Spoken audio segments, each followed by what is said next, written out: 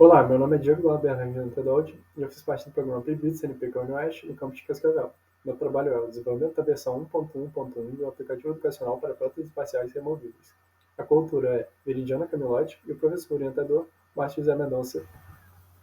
Bom, nós da equipe entendemos que os testes em software são essenciais para o desenvolvimento de uma aplicação mobile.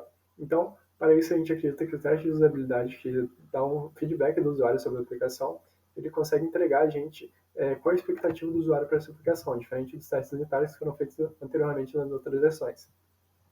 A gente também percebeu que com isso a gente vai precisar de um instalador para iOS da aplicação. Por quê?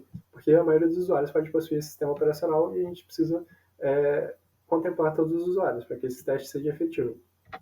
Além disso, como nosso objetivo é expandir cada vez mais a base de casos clínicos, a gente pretende mudar um pouco a estrutura de mapeamento dos casos para que a gente possa garantir a implementação de casos mais complexos.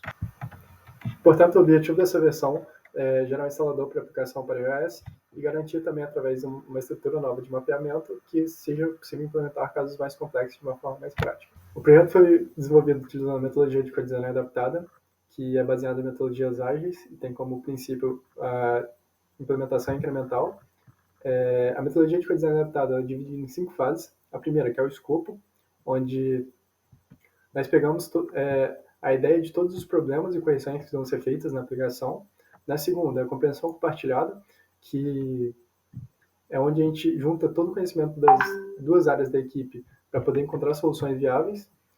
A terceira é o brainstorm, onde a gente tem, que é um pouco ligado com a compreensão compartilhada também, que é onde a gente pega, faz reuniões para para gerar novas ideias ou soluções. E na quarta refinamento a gente pega essas ideias geradas e lapida elas para poder deixá-las prontas para a implementação. E na quinta, a implementação. As principais tecnologias que foram utilizadas no projeto foi Flutter e Dart para desenvolvimento, Firebase como banco de dados e o Figma como prototipador de tela. Nos resultados relacionados às questões visuais, nós adicionamos um botão de feedback no menu inicial, onde ao ser clicado o usuário ele vai poder mandar um feedback, seja esse feedback tanto um relato de bug ou até mesmo uma sugestão para aplicação diretamente para os desenvolvedores, através do e-mail. E também adicionamos um botão de validação da conta no perfil do usuário, porque até mesmo durante a fase de teste nós precisamos ter um controle sobre os usuários que estão utilizando a nossa aplicação, e durante a autenticação Google ele só armazena um e-mail no nosso banco de dados, que seria o Firebase.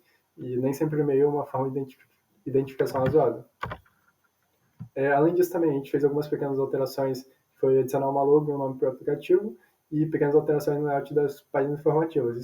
Além disso, fizemos mudanças estruturais também, principalmente no mapeamento dos casos clínicos, a fim de facilitar a implementação de casos mais complexos na aplicação, porque antigamente a gente utilizava o posicionamento absoluto, então o usuário ele tinha que buscar as coordenadas de onde aquela peça ia ficar manualmente, e agora com essas peças já conhecidas a gente consegue mapear através dessas peças, já deixar essas coordenadas fixas nessas peças.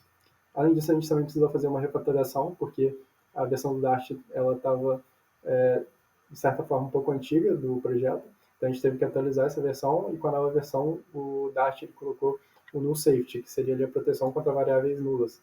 Então a gente teve que fazer essa pequena alteração na arquitetura e tornar compatível com essa nova versão do Dart. Bom, por fim, a gente tem as questões de portabilidade, porque foi a parte que trouxe mais dificuldade para a gente, porque a Apple centraliza bastante seus recursos, então para você desenvolver um aplicativo, por exemplo, para iOS, você precisa desenvolver num macOS, que só ele disponibiliza os recursos para você fazer essa build para o iOS. Mas de qualquer forma, a gente explorou aí 3 alternativas que poderiam ser viáveis para isso. Na primeira alternativa, que seria o aluguel de recursos do Mac Online, ou seja, a gente pagaria para usar remotamente um Mac hospedado em algum servidor. Se tornou completamente inviável porque o custo era muito alto. Na segunda alternativa, a gente pensou no uso de container para virtualizar o macOS, que pode esbarrar em questões legais da Apple, em termos de uso da Apple, porque diferente do Windows e do Linux, por exemplo, o Windows, se você pagar o sistema, você pode usar em qualquer tipo de máquina. Mas a Apple não. Se você, o macOS, apesar deles disponibilizarem online o macOS para você fazer download, eles têm um termo que diz que você só pode executar esse sistema operacional só em dispositivos fabricados pela Apple. O que dificulta dificultou bastante. Apesar do container não ser uma máquina em si, pode ser que esbarre nessa barreira legal. Alternativa 3, que foi a melhor que a gente encontrou ali no caso, foi o uso de servidores que criam um build genérico para iOS. Então você basicamente hospeda o seu código lá e ele vai gerar um build, mas só que tem um problema. Ele pode ser válido, mas só que ele vai ter um problema. Esse build que ele gera, ele não é um build de um instalador confiável, digamos assim, para um sistema iOS. Ele não trata como um instalador confiável, então você não consegue instalar esse aplicativo na sua máquina. Você tem que fazer uma série de passos que pode ser bem complexo para o usuário final, e a gente pensou assim que talvez para desenvolvimento isso seja útil, mas para o usuário final não é interessante, por essas dificuldades que a gente encontrou. Bom, acredito que com o mapeamento tornou mais fácil a estrutura para a implementação de casos mais complexos, garantindo assim que seja possível implementar esses novos casos. Mas com o instalador que foi gerado para o usuário final, que é nosso interesse, não é tão interessante, porque ele gera uma série de passos bem avançados que talvez para o desenvolvimento ali durante o desenvolvimento você fazer alguns testes é interessante, mas para o usuário final não é viável. Então, acredito que para esforços e trabalhos futuros é válido buscar novas alternativas e se aprofundar até mesmo nas alternativas que foram apresentadas. Agradeço ao CNPq pela bolsa e ao UniOeste pelo auxílio logístico. Muito obrigado.